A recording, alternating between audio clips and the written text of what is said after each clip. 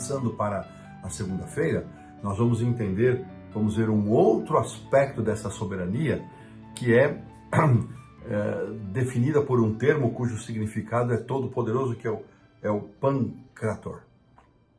Pancrator. Nós vemos em vários textos das Escrituras Sagradas como o poder de Deus se manifesta. Ele se manifesta de várias maneiras.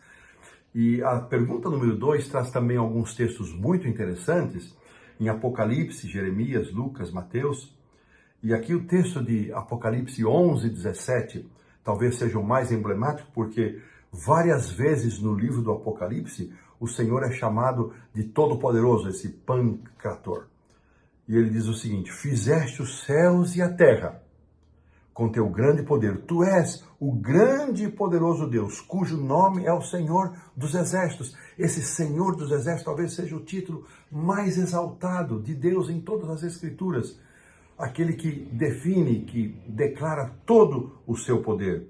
Porque para Deus não haverá impossíveis. Isso foi dito pelo anjo Gabriel a Maria por ocasião da Anunciação. Para Deus tudo é possível. Jesus mencionou isso nos comentários que se seguiram com seus discípulos após a experiência do jovem rico. Está lá em Mateus 19:26.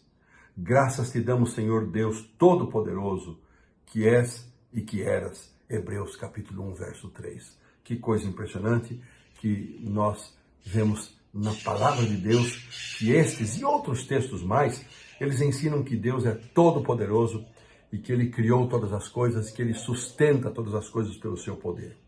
Agora, vem a questão. O fato de Deus ser todo-poderoso não é apenas afirmado em palavras, mas se manifesta em inúmeras situações. Então, nada deve nos fazer duvidar da soberania e do amor de Deus e de seu caráter todo-poderoso. No entanto, aí vem a questão, um contraponto.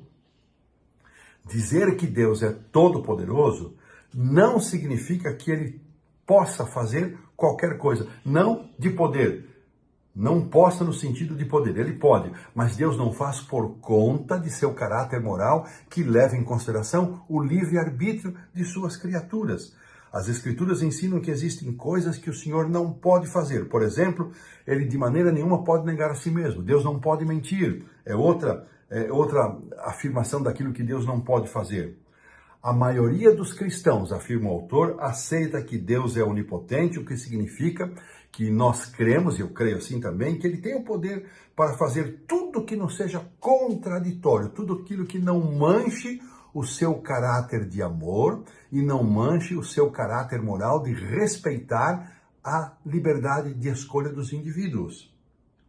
E um exemplo disso é a oração de Cristo no Getsemane. Jesus orou: Pai, se possível, passa de mim este cálice. Deus poderia atender a oração do seu Filho amado? Poderia. Mas isso não estaria em harmonia com o plano de salvação, o plano da redenção.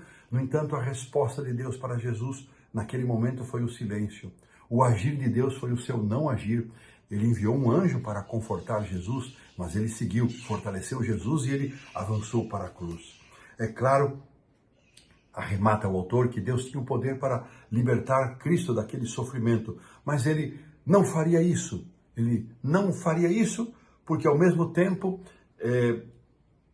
Ele não poderia fazer isso e salvar os pecadores, que era o seu plano original, o plano que o próprio Cristo participou.